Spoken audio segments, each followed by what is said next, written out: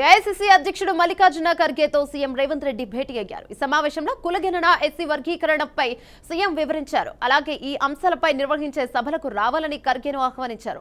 ఈ భేటీలో సీఎంతో పాటు డిప్యూటీ సీఎం బట్టి విక్రమార్క, పీసీసీ చీఫ్ మహేష్ కుమార్ గౌడ్, ఇక మంత్రి ఉత్తమ్ కుమార్ రెడ్డి భేటీ అయ్యారు.